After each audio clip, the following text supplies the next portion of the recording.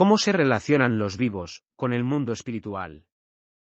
En todos los tiempos y en todos los pueblos, estuvo siempre presente la idea de la divinidad y la creencia en algo invisible que sobrevive a la muerte del cuerpo, y que, en determinadas circunstancias, puede manifestarse a los sentidos humanos. Buen día, queridos seguidores del canal, bienvenidos a este viaje por la historia y sus evidencias de contacto entre los mundos espiritual y material. Podríamos empezar relatando cómo, de la India legendaria, se recoge en el más antiguo código religioso que se tenga noticia, los Vedas, estas enseñanzas atribuidas al gran legislador Manu.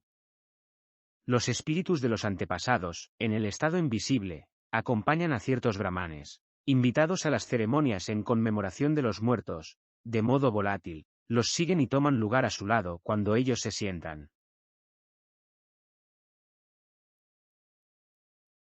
Del mismo modo, en China, el culto a los antepasados se impone desde la más remota antigüedad. Sea hablando o actuando, no penséis que estáis solos, que no sois vistos u oídos, los espíritus son testimonios de todo. Esa máxima fue encontrada por Confucio en el Templo de la Luz, allí difundida 500 años antes de él. En los templos egipcios de las antiguas dinastías, se discutían los misterios de Eleusis, la concepción dualista del hombre y el hilo semimaterial que une el cuerpo al espíritu. En Grecia, Sócrates decía que era guiado por un daimon, o espíritu familiar, y Platón, su discípulo, construía su doctrina a partir del mundo de las ideas, la patria espiritual primitiva. Heródoto narra la consulta de Periandro, el tirano de Corinto, al espíritu de su esposa, que él mismo asesinó. Homero, en su Odisea, describe las ceremonias forjadas por Ulises para una conversación con la sombra del divino Tiresias. Plutarco relata la visita de uno de los perseguidores desencarnados, a Brutus, en pleno campo de batalla. En Esparta, en el templo de Atenas, Pausanias pasó a vivir en espíritu, después de haber sido condenado a morir de hambre, apareciendo y desapareciendo a los visitantes espantados. Nerón, en los últimos días, vio a Agripina y a Octavia, madre y esposa, asesinadas por orden suya, presagiando su caída. En los jardines de Lamia, en Roma, los espíritus vengativos hacían tanto ruido, alrededor de los restos mortales de Calígula, que la única forma de hacerlos cesar fue mandar incinerar el cadáver del alucinado emperador. Las visitas a las pitonisas o sibilas eran frecuentes. El Antiguo Testamento relata la consulta de Saúl a Samuel, a través de la pitonisa de Endor, cuando el espíritu previó la derrota y la muerte de Saúl en la batalla del día siguiente. El Nuevo Testamento narra los hechos extraordinarios de Jesús, como medium de Dios, entre otros la transfiguración y la materialización en el monte Tabor, la curación de los posesos, dolientes y deficientes de toda suerte, la multiplicación de los panes y peces, la vuelta a convivir con los amigos, después de la muerte en la cruz. La curación de los posesos, relatada en los Evangelios, llama la atención de un problema de todos los tiempos, la existencia de patologías mentales graves, causadas por la interferencia de espíritus inferiores. Emmanuel hizo un derrotero indicativo de esas patologías, en el tiempo de Jesús, y la intervención terapéutica, positiva del Divino Maestro y de los apóstoles, conforme consta en el precioso mensaje, Obsesión y Evangelio. En los versículos 33 a 35 del capítulo 4, en el Evangelio de Lucas, destacamos el hombre que se hallaba en el templo, poseído por un espíritu infeliz, gritando a Jesús: «Nada más verlo, ¿qué tenemos nosotros que ver contigo?». Y el maestro, después, reprendiéndolo, consiguió retirarlo, restaurando el equilibrio del compañero asediado. Tenemos aquí la obsesión directa. En los versículos del 2 al 13, del capítulo 5, En el Evangelio de Marcos, encontramos el auxilio seguro prestado por el Cristo al pobre ganadero, tan íntimamente manipulado por entidades crueles, y que más se asemejaba a un animal feroz, refugiado en los sepulcros. Tenemos aquí la obsesión seguida de posesión y vampirismo. En los versículos del 32 al 33, del capítulo 9 del Evangelio de Mateo, leemos la noticia de que el pueblo trajo al divino benefactor un hombre mudo, bajo el control de un espíritu en profunda perturbación, y apartado el huésped extraño por la bondad del Señor, el enfermo recobró el habla. Tenemos aquí la obsesión indirecta, en que la víctima padece influencia vil, sin perder la propia responsabilidad. En los versículos del 5 al 7, del capítulo 8, en los Hechos de los Apóstoles, vemos a Felipe, transmitiendo el mensaje de Cristo, entre los samaritanos. Consiguió que muchos cojos y paralíticos se curasen de repente, con el simple apartamiento de los espíritus que los atormentaban. Tenemos aquí la obsesión colectiva generando molestias fantasmas. Son las dos caras del mismo fenómeno, la mediumnidad torturadora, causando psicopatologías de diversos grados de gravedad, y la mediumnidad gloriosa que se expande en auxilio a la evolución humana. Así los apóstoles que se mantuvieron leales a Jesús, se convirtieron en médiums notables. En el Pentecostés hubo unos profundos fenómenos mediúmnicos en torno de los discípulos de Cristo, señales luminosas, voces directas, incluso hechos de psicofonía y xenoglosía, en los que las enseñanzas del Evangelio fueran dictados en varias lenguas simultáneamente, presenciados por los mismos de forma atónita. Hechos 2, 1 a 13. Desde entonces los hechos mediúmnicos para ellos se volvieron habituales. Muchas de esas intervenciones del más allá están consignadas en los Hechos de los Apóstoles. Espíritus materializados liberan a apóstoles presos injustamente. Hechos 5, 18, 20. El magnetismo curativo era vastamente practicado por la mirada. Hechos 3, 4 a 6 y por la imposición de las manos. Hechos 9, 17. Espíritus sufridores eran retirados de pobres obsesados, a los cuales vampirizaban. Hechos 8, 7.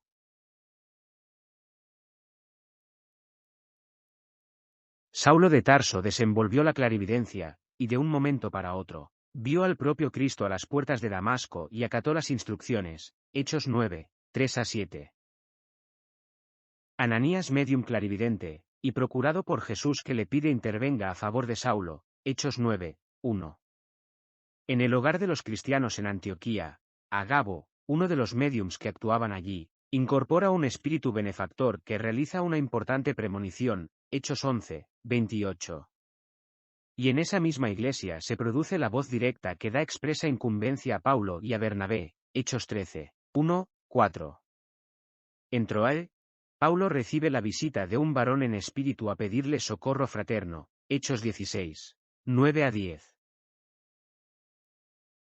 Y todos estos médiums tanto de ayer como de hoy, sufrieran injusticias y persecuciones. Pedro y Juan fueron encarcelados, Esteban lapidado, Tiago, el hijo de Zebedeo, murió a golpes de espada.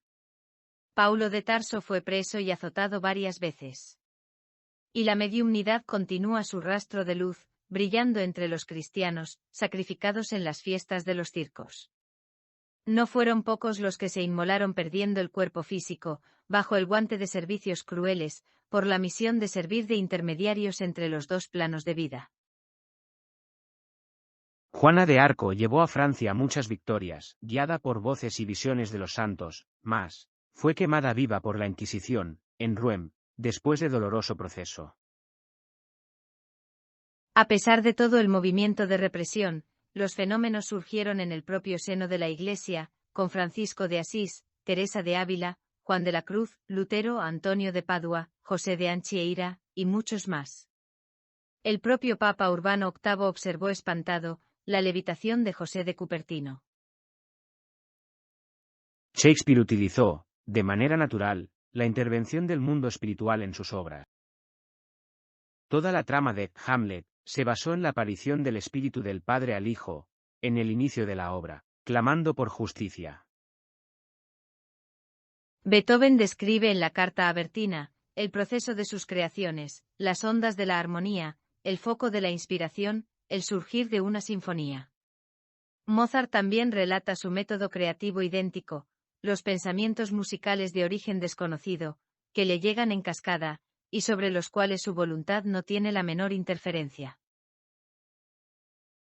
A mediados del siglo XIX, hubo una gran difusión de esos fenómenos en la aurora del espiritualismo moderno, en los Estados Unidos, acentuándose en Europa particularmente, en Francia con el surgir del espiritismo, el 18 de abril de 1857, y prosiguiendo en el continente europeo hasta el último cuarto del siglo XIX y primeras décadas del siglo XX, despuntando, después, en Brasil, especialmente con el trabajo misionero de Francisco Cándido Xavier.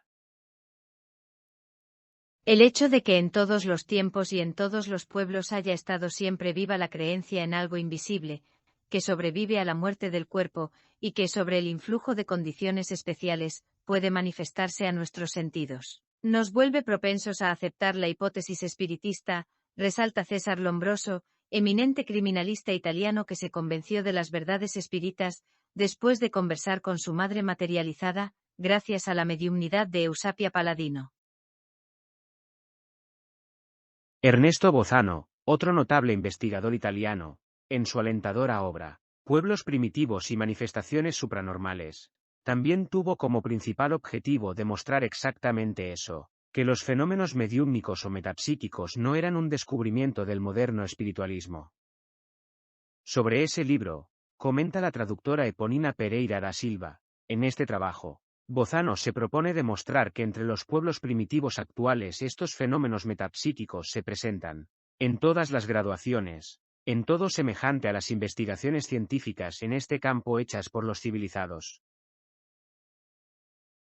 Van desde los fenómenos preferiblemente físicos, como movimientos de objetos sin ningún contacto, ruidos insólitos, estruendos, lanzamientos de piedras, transportes, aportes, sortilegios, levitaciones, transfiguraciones, levitaciones, hasta la fenomenología preferentemente psíquica o inteligente como la transmisión de pensamiento, la telepatía propiamente dicha, la clarividencia en el presente, en el pasado y en el futuro, el desdoblamiento fluídico, la forma humana esférica, la aparición mediúmnica entre vivos, la aparición de muertos en el lecho de muerte y después de la muerte, las comunicaciones con los desencarnados y sus respectivas formas de exteriorización, tiptología, clarividencia, clariaudiencia, posesión, voz directa. Sin duda, fue con el advenimiento de la doctrina espiritista que esos fenómenos fueran demostrados científicamente, catalogados, explicados y estudiados, de manera que se constituyeran instrumento valioso del progreso humano y la base explicativa, para numerosos hechos de la vida psíquica, hasta entonces insondables. Todo aquel que siente, en un grado cualquiera, la influencia de los espíritus, es por ese hecho, medium, enseña Kardec. Y agrega, esta facultad es inherente al hombre, no constituye, por tanto, un privilegio exclusivo. Esta facultad inherente al ser, resulta del hecho de que existen en el hombre tres componentes: primero el alma, o espíritu, principio inteligente, donde tiene su sede el sentido moral; segundo el cuerpo, envoltorio grosero material, de que se reviste temporalmente en cumplimiento de ciertos designios providenciales; tercero el periespíritu, envoltura fluídica, semimaterial, que sirve de unión entre el alma y el cuerpo. En el libro de los médiums, el benefactor espiritual Lammenais explicó a Kardec que el periespíritu es el agente intermediario de todo el intercambio entre los seres. A través de él, los espíritus se comunican entre sí, bien indirectamente por nuestro cuerpo o periespíritu, bien directamente a través de nuestra alma, de ahí las infinitas modalidades de los médiums y de las comunicaciones.